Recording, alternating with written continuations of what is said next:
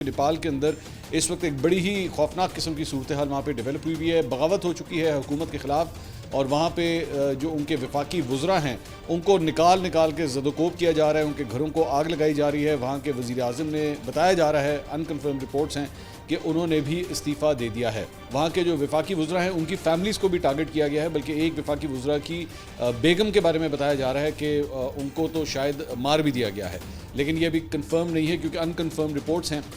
नेपाल के अंदर सूरत हाल जो है वो काफ़ी ज़्यादा इस वक्त जो है वो टेंस है। अब तक की इतलात के मुताबिक 19 अफराद हलाक हो चुके हैं। इस बात को तकरीबन अब 24 से 48 घंटे हो चुके हैं कि वहाँ पे एहतजाज का सिलसिला जो है वो शुरू हुआ है। इन हालिया झड़पों को दबाने के लिए जो है वो पुलिस की जानिब से रबड़ की गोलियाँ, आंसू गैस की शेलिंग, ये सब कुछ किया गया है। उसकी वजह यह है नीपो किड्स के नाम से जो है वहाँ पे एक ट्रेंडिंग शुरू हुई, एक कैंपेन चली। और नीपो किड्स का बेसिकली मकसद ये था कि जो मुख्तलिफ सियासतदान हैं, बड़े बड़े सियासतदान जो हुकूमत के अंदर नेपाल के अंदर मौजूद हैं, उनके शाहाना लाइफ स्टाइल्स और वो किस तरह की ज़िंदगी बसर कर रहे हैं। अब आप आम तौर पे आपने यहाँ पे भी देखा है, पाकिस्तान के अंदर भी जो है वो बड़े बड़े इस किस्म के शोखे होते हैं जो बैठ के गाड़ी ली, मोबाइल लिया, कुछ किया तो उसको शो ऑफ जो है वो बहुत ज़्यादा करते हैं। अब ये वो ज़्यादातर ये बच्चे वो थे जो बड़े बड़े सियासतदानों के बच्चे थे और वो अपना शाहाना लाइफस्टाइल जो है वो सोशल मीडिया के ऊपर डाल रहे थे। और उसके बाद वहाँ से जो जेन जी है, यानी कि जो यंगस्टर्स हैं, जो ख़ास तौर पे 1997 से लेकर तकरीबन 2003 तक जिनकी पैदाइश बताई जाती है, मिलेनियल्स जिनके बारे में भी कहा जाता है, उन्होंने इसके ऊपर जो है वो बड़ी तनकीद करना शुरू की कि मुल्क का ये हाल है और आप यहाँ पे आपके जो हुक्मरान हैं उनके बच्चों को देखें ज़रा वो किस किस्म का लाइफस्टाइल जो है उन्होंने अपनाया हुआ है।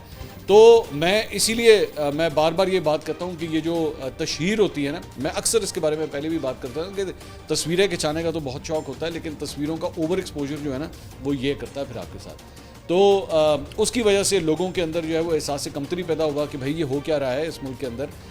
यहाँ पे हमें जो है वो 2 वक्त की रोटी मिलना मुश्किल हुआ है और इनके बच्चों को देखें ये किस किस्म का लाइफस्टाइल जो है वो अपना रहे हैं। अब जब ये तनकीद बहुत ज़्यादा शुरू हुई और सबके ही बच्चों की तस्वीरें जो हैं वो सोशल मीडिया के ऊपर चलना शुरू हुई, तो हुकूमत ने क्या किया कि हुकूमत ने मुख्तलिफ सोशल मीडिया प्लेटफॉर्म जो थे उनको बंद करना शुरू कर दिया, जिसके अंदर एक्स भी शामिल था, जिसमें फेसबुक भी शामिल था, यूट्यूब भी शामिल था, व्हाट्सएप भी शामिल था।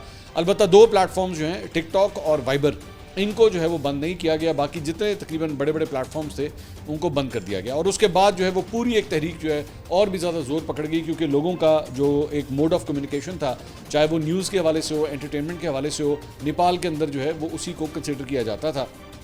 अब जब ये सब कुछ हुआ तो उसके बाद जो है ये मुजाहरे होना शुरू हुए और जब वो मुजाहरे होना शुरू हुए तो इतने ज़्यादा भड़क गए कि पूरी की पूरी रियासती मशीनरी जो है वो मफलूज होकर रह गई।